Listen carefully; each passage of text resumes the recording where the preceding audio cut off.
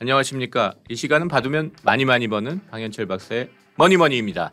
조선일보가 선정한 베스트 애널리스트부터 이들을 키워낸 증권사의 센터장들 그리고 증권가의 고수들까지 한국 금융계의 어벤져스들을 모셔 개미들은 알 수 없던 진짜 고급 정보를 뿌려드리니 여러분들은 많이 버시기 바랍니다. 그러면 방현철 박사의 머니머니 시작하겠습니다. 오늘 이 시간에는 신영증권 리서치센터의 김학균 센터장과 함께 얘기를 좀 나눠보도록 하겠습니다. 한 두 번 정도 한번 모실 생각인데요. 첫 번째 시간에는 시장 상황하고 전략 이런 것에 대해서 좀 얘기를 나눠보겠습니다. 안녕하세요. 네, 안녕하십니까. 제가 좀 소개를 드리면 김학균 센터장은 거시경제 분석하고 투자 전략 분야에서 베스트 애널리스트 출신이십니다. 1996년에 신한금투 입사하셔가지고 2003년부터 투자 전략을 맡아오셨고요. 한국투자증권, SK증권, 대우증권 등을 거쳐서 미래에셋대우의 투자 전략 부장을 거친 후에 2018년 신영증권에 합류하셨습니다. 그리고 10월부터 리서치 센터를 맡고 계십니다.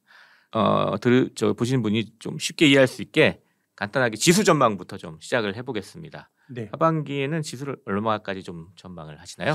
저희들 생각에는 연중 최고치는 6월에 한 3,300포인트 정도까지 갔는데요. 그 정도가 연중 최고치가 아닐까라는 생각을 갖고 있습니다. 네.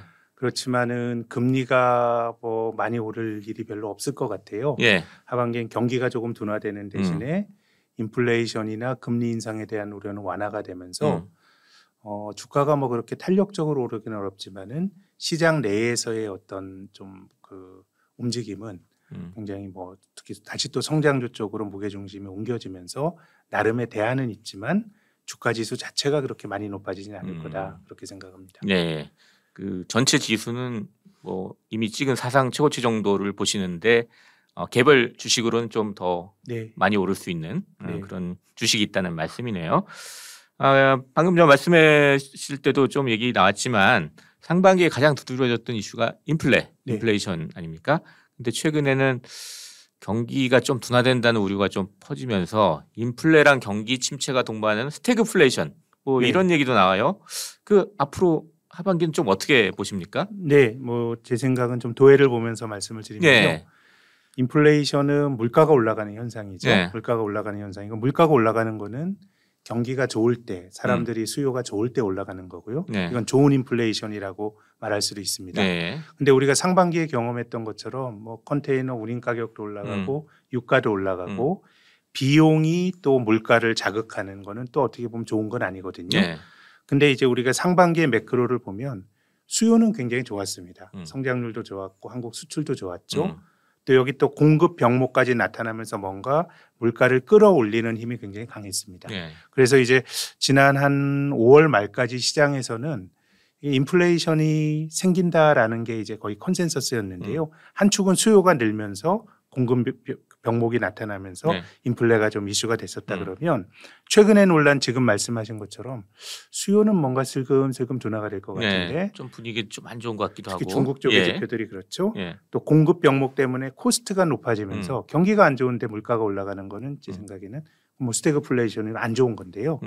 제 생각에는 하반기에는 수요도 조금 둔화가 되지만 공급 병목 현상도 좀 현저하게 좀 완화가 되는 그래서 저는 물가 상승률이 둔화가 되는 거를 디스인플레이션이다라고 얘기를 하는데요.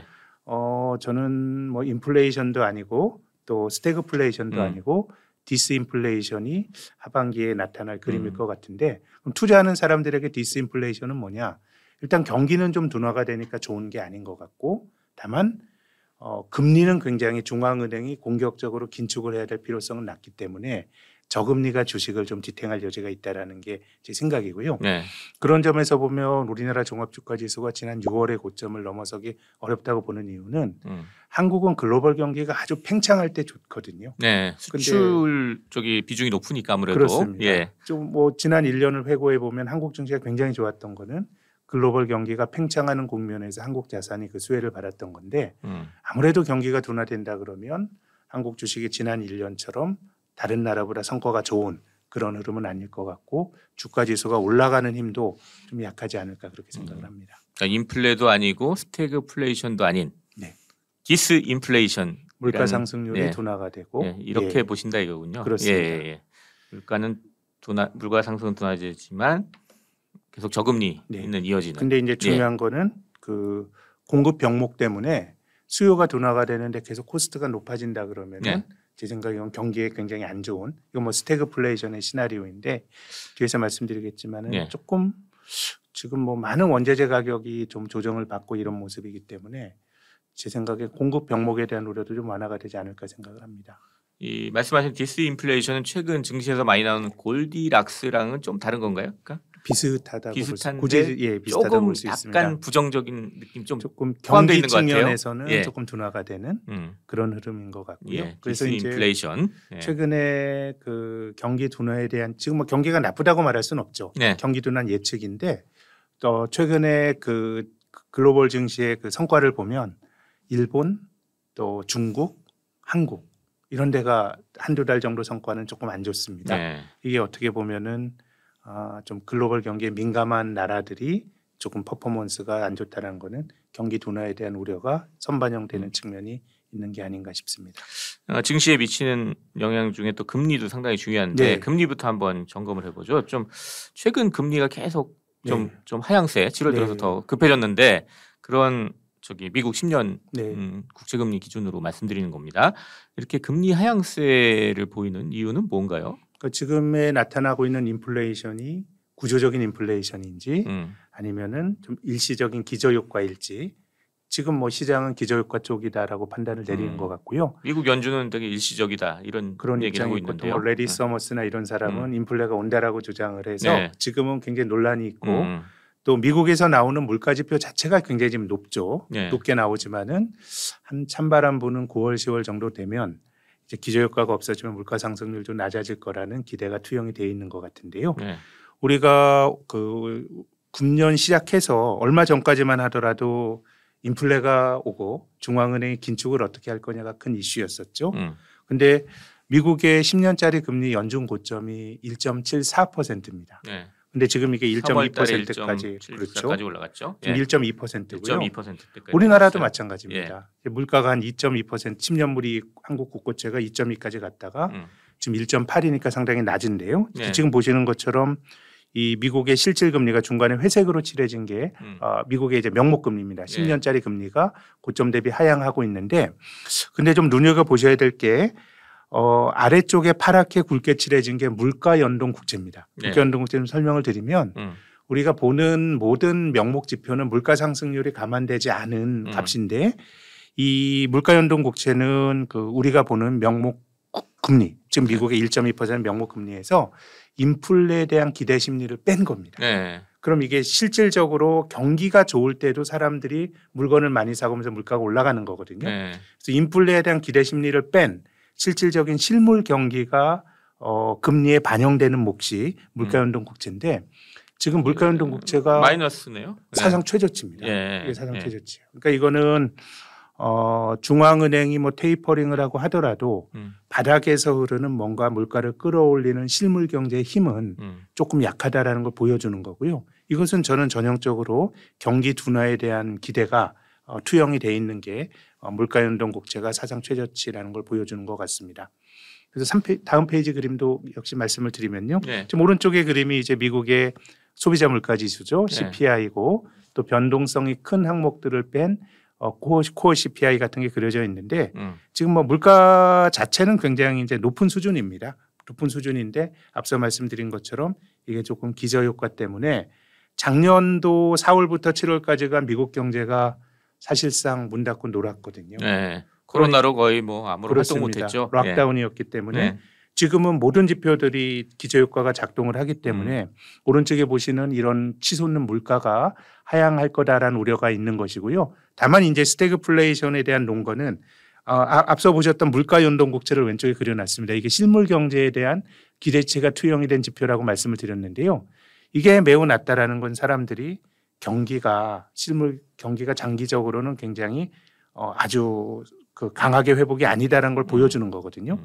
그럼 여기서 이 코스트가 높아지지 않으면 수입 네. 공급 병목 때문에 뭔가 물가가 떨어지지 않으면 이거는 뭐 저는 스태그플레이션으로 갈 수도 있다고 생각하는데요. 지금 보시는 그림이 지금 뭐 소위 공급 병목을 초래했던 여러 가지 항목들인데요.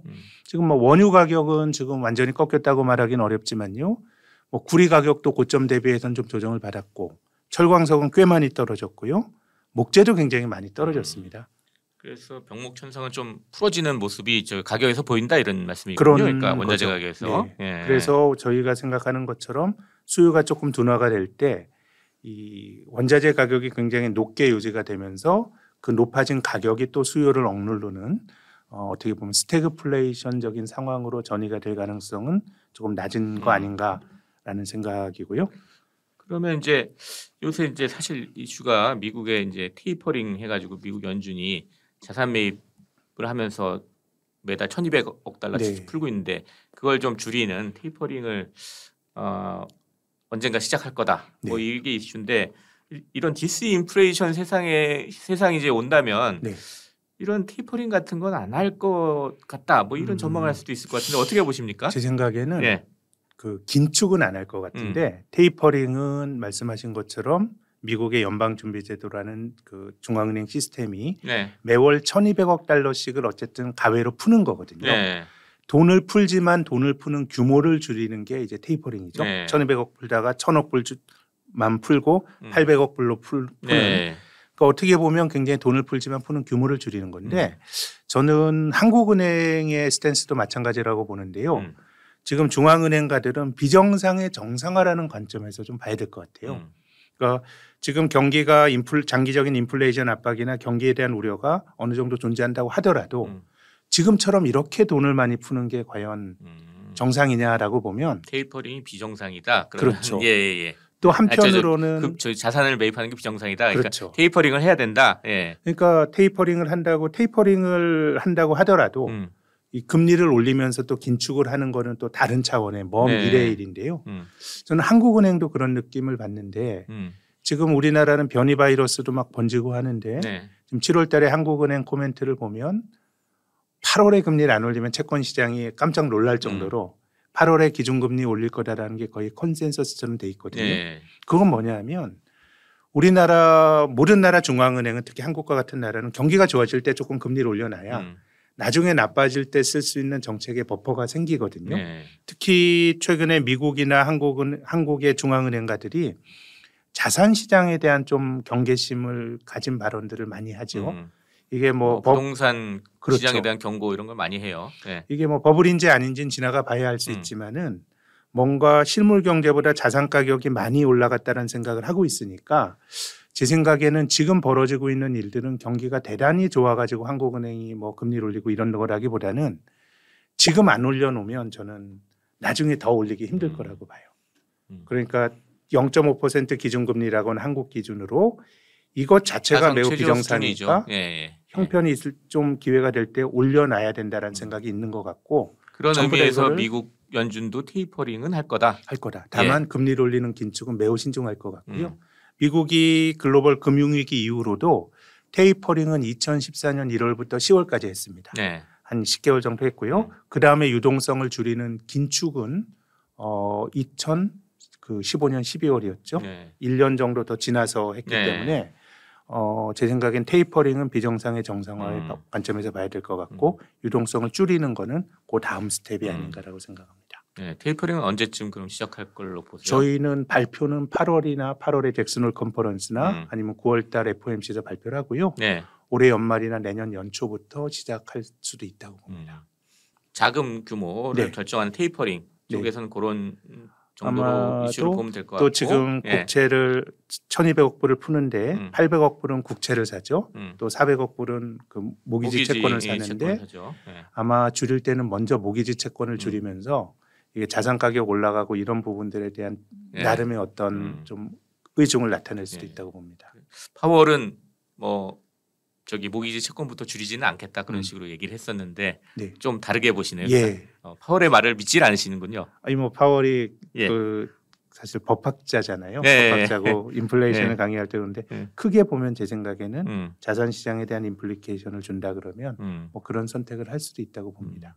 자, 그렇게 해서 그럼 자금까지 네. 이제 좀 받고 그 공급도 이제 공급 병목 현상은 좀 풀릴 거다 이렇게 네. 말씀하셨고 그렇다면 이제 소비 쪽은 어떨 것 같습니까? 디스인플레이션 시대가 계속 이제 네. 온다고 그랬는데 그 상황에서 소비는 둔화되는 건가요? 그러면? 제 생각에는 소비의 내용이 이게 그 오른쪽에 보시는 그림이 미국 개인 소비 지출 중에서 내구재 소비입니다. 예. 내구재 소비가 차지하는 비중이 90년대 초에 고점을 찍고 계속 낮아졌죠. 그런데 지금 코로나 팬데믹 이후로 미국 개인 소비 지출에서 내구재가 차지하는 비중이 훅 올라갔습니다. 이건 어떻게 보면 자연스럽다고 볼 수 있는 게 이게 내구재가 텔레비전 뭐 이런 거거든요. 그러니까 코로나로 인해서 움직이지 못하니까 뭔가 정부로부터 보조금도 많이 받고 하니까 내구재 소비가 이제 늘어난 건데요. 그래서 한국의 수출이 수혜를 본 것도 저는 뭐 이런 측면이 있다고 봅니다. 미국의 내구재 소비가 느는 게 한국 수출에도 도움이 됐다. 그럼 우리나라가 대미 수출이 월간 한 5, 60억 달러 정도 했는데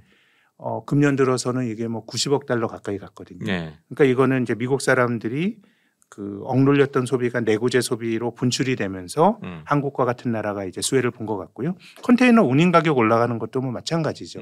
이 컨테이너라는 게 기본적으로 공산품을 나르는 거거든요. 그래서 저는 뭐 컨테이너 가격도 이거는 진짜 컨테이너 가격은 좀 공급 병목이 좀 있을 수 있다고 보는 것이 이 비행기로 보통 화물 운송을 많이 하는데 화물기만 따로 띄우는 경우는 별로 없고요.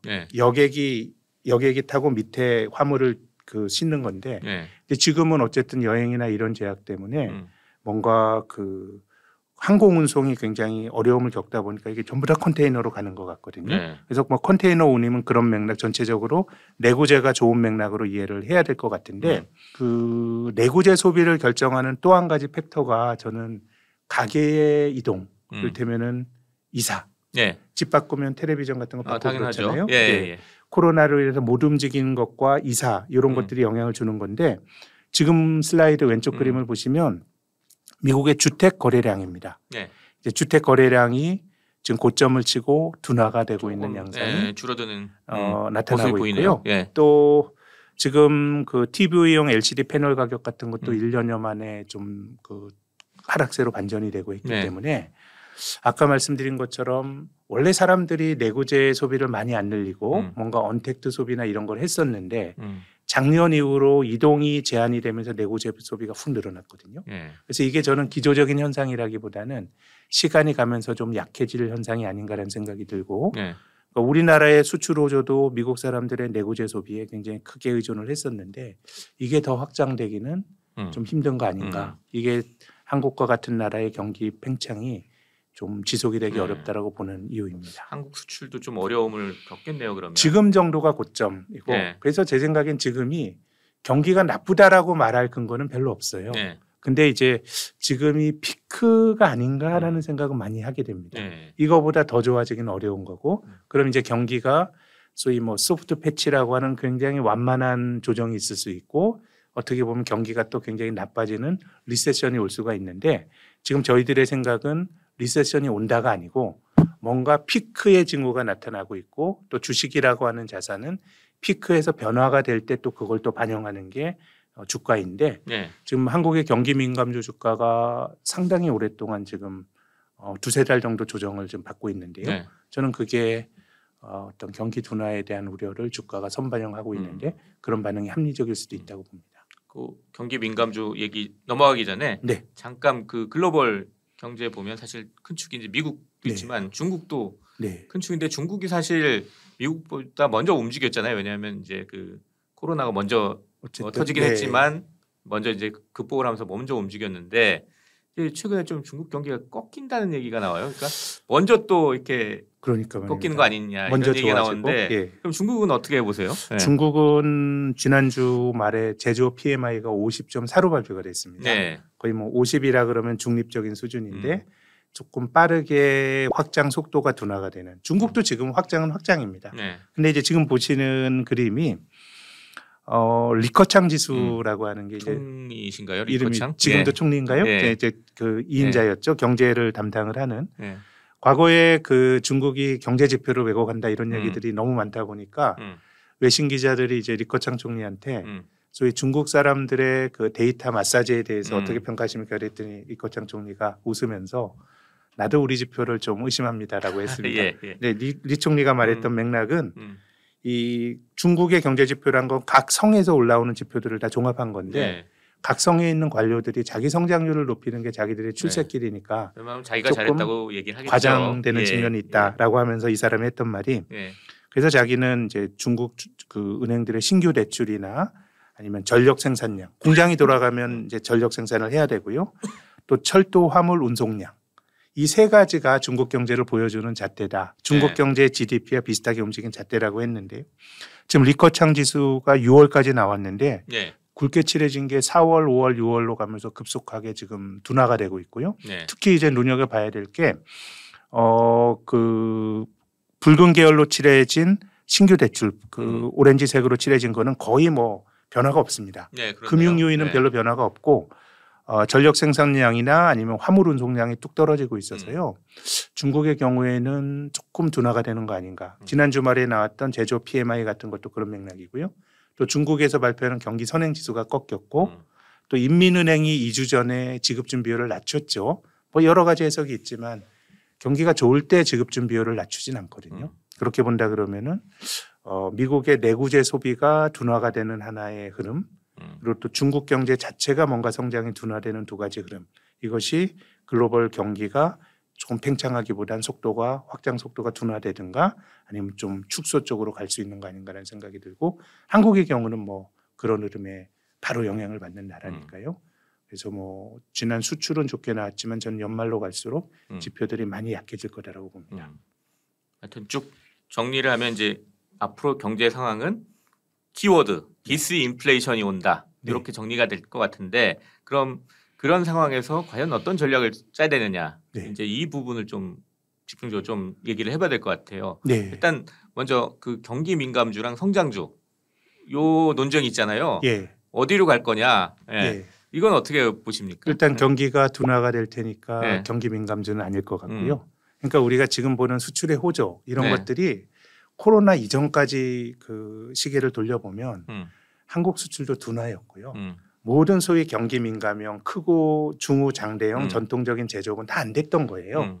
그러면 코로나로 인해서 갑자기 나타난 변화가 사람들의 패턴이 갑자기 바뀌었는가 아니면 이게 그 억눌림에 따른 기저효과의 분출이냐고 보면 기저효과의 가능성이 매우 높고요. 그렇게 본다 그러면 경기 민감주는 지난 6, 7개월 동안 나타났던 상대적으로 강했던 흐름. 작년 4분기부터 금년 5월까지는 경기 민감주가 강했거든요. 이게 근 한 3, 4년 만에 나타났던 현상입니다.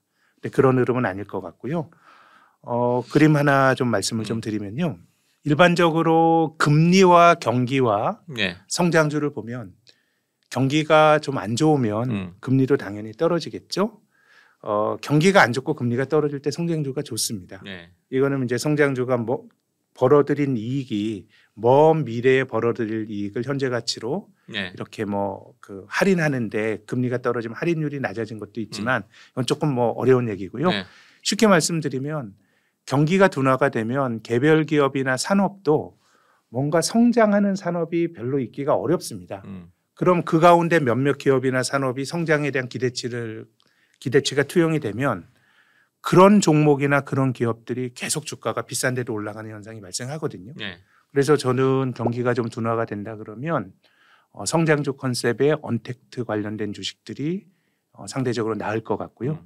한국 내부적으로는 저는 지주회사가 이것저것 다 봐도 굉장히 밸류에이션이 싸고 그리고 ESG에 대한 여러 가지 좀 열풍이 불고 있는데 이게 뭐 내실이 있는 거냐 아니면 겉으로만 그런 거냐 논란이 되게 많지만 제 생각에는 어떤 주주 가치를 제고하는 데는 확실히 도움이 될 것 같아요. ESG라는 외피를 쓰고 뭔가 그 주주들에게 배당도 적게 주고 이런 기업들은 많이 공격을 받을 수가 있고 그래서 크게 보면 지배구조 개선이 투영이 될 수 있는 지주회사 같은 것들이 좀 좋아 보이고요.